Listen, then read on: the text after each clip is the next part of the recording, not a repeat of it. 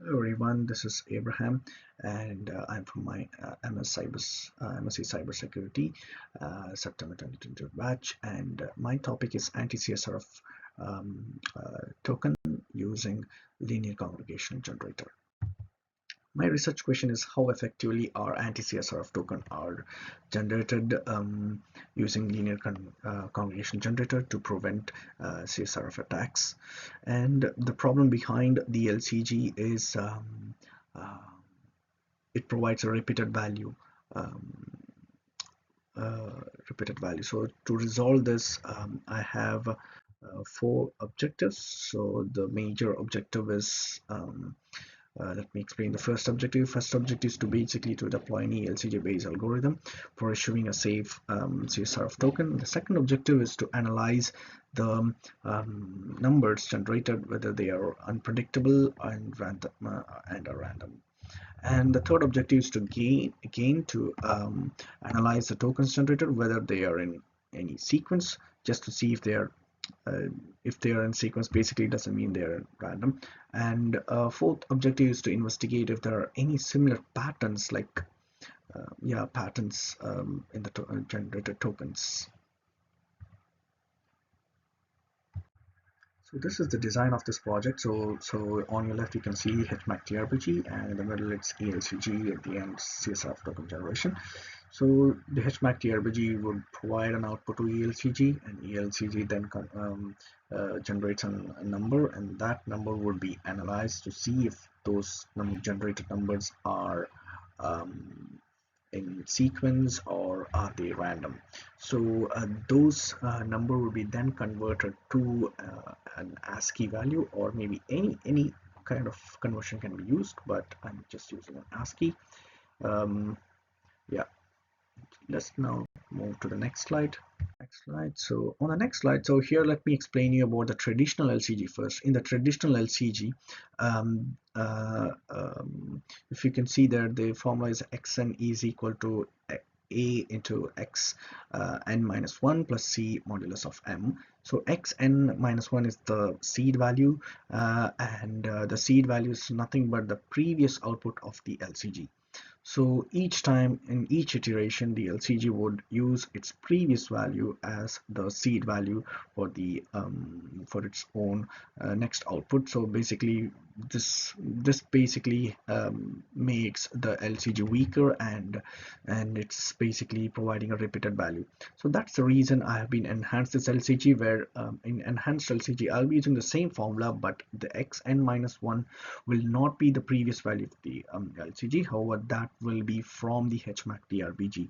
So HMAC TRBG will be providing the output. The output of HMAC TRBG will be served as a seed value for the LCG. That's the same formula here, but um, yeah, as a fresh seed value for each iteration of LCG. Let me now move to the second slide, the next slide.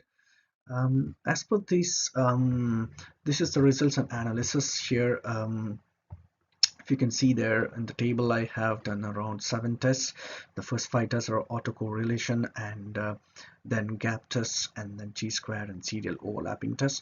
So these tests were chosen based on the objectives of this project chosen. If you know, I have explained the objectives before. So based on the first and the second objective, I have the autocorrelation and chi-square test, and based on the third and fourth objective, I have the gap test and serial overlapping test. So basically, if you can see here on the test, the p-value of all the tests is above 0.05, which is basically means it is providing uniform, and uniform numbers are uniform and distributed, so uniformly distributed, so which means the numbers generated are random. So this is the scatter plot. If you can see, I'll explain you about the scatter plot. If you go through the demo video that has been attached here, I'll explain you about the scatter plot and analyze that on that video.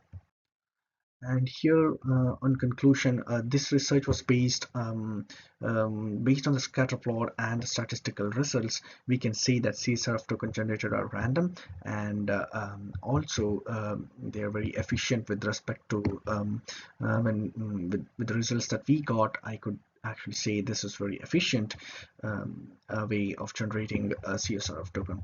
So in the future work of this project, we could be extended by applying this mechanism in the GCP and the Microsoft Azure authentication processes, which could provide the robust defense against the cyber threat. And the main purpose of this thesis is to solve the research question. Like I said before, so this as per the test results that we have gathered, we can say that this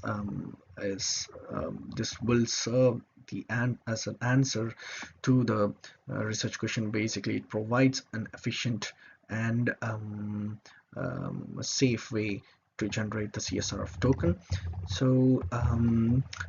And these tests were all that I have chosen were, like I said before, it's been an ISD approved test. And probably if I had a little more time, probably I could have added some more tests, which would probably added more evidence that these numbers generated are in random. So yeah, that's it for today. Thank you very much.